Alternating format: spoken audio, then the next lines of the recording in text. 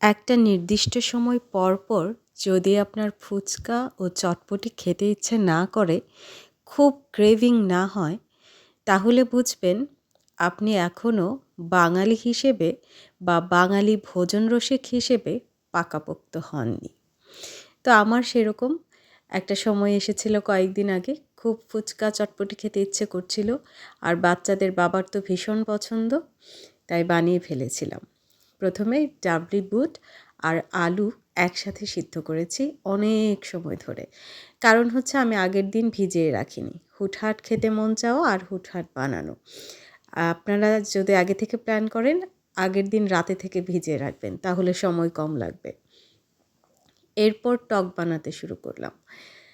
টক বানানোটা একটু ঝামেলার, তেঁতুল বারবার গুলে ছেঁকে তারপর বানাতে হয়। এর মধ্যে দিয়ে দিলাম একটু চটপটি মশলা, একটু লবণ আর হচ্ছে একটু চিনি, আর খাওয়ার আগে আগে একটু লেবুর রসও দিয়েছি। ঝালটা কম দিয়েছি কারণ আমার বাচ্চারাও এই টকটা খুব পছন্দ করে।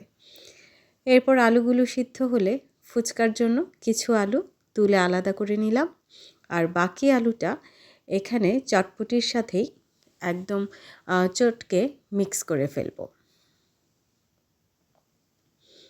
অনেকে আলু আলাদা সিদ্ধ করেন, কিন্তু আমার কাছে এভাবেই সহজ লাগে, যত শর্টকাটে কাজ করা যায় আর কি।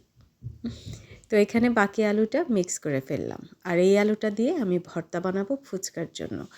এখানে পেঁয়াজ মরিচ মানে যেভাবে আমরা আলু ভর্তা বানাই ঠিক সেভাবে, শুধু তেলটা ছাড়া, কিন্তু আমি পেঁয়াজ মরিচ আলাদা রেখেছি আমার বাচ্চাদের জন্য।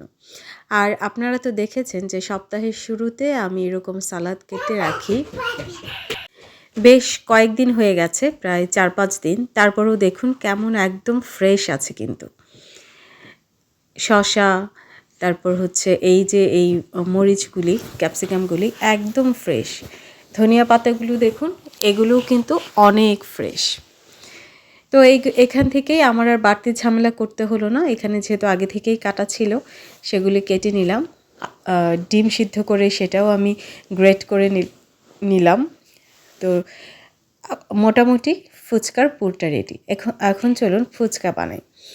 তো ফুচকা ভাজতে তো প্রচুর তেল লাগে আমরা জানি, কিন্তু আমি আজকে এয়ার ফ্রায়ারের সাহায্যে খুবই সামান্য তেলে, জাস্ট তেল দুই পাশে ব্রাশ করে এয়ার ফ্রায়ার প্রিহিট করে ফুচকাগুলো দিয়ে দিচ্ছি।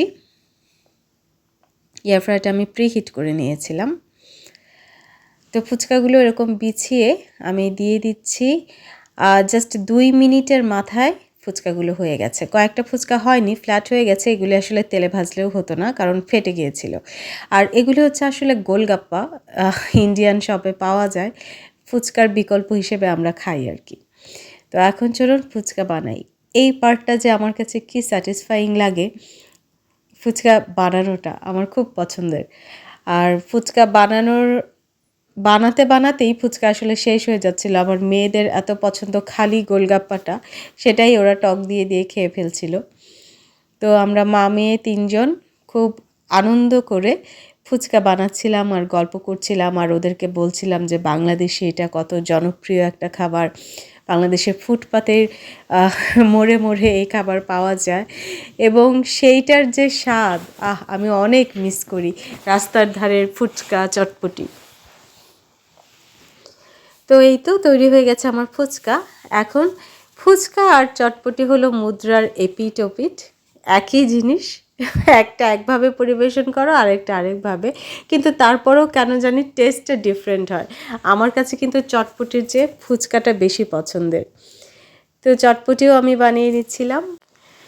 তো এই তো আমার ফুচকা আর চটপটি রেডি। কেমন হলো জানাবেন। সবাইকে অনেক ধন্যবাদ ধৈর্য ধরে দেখার জন্য।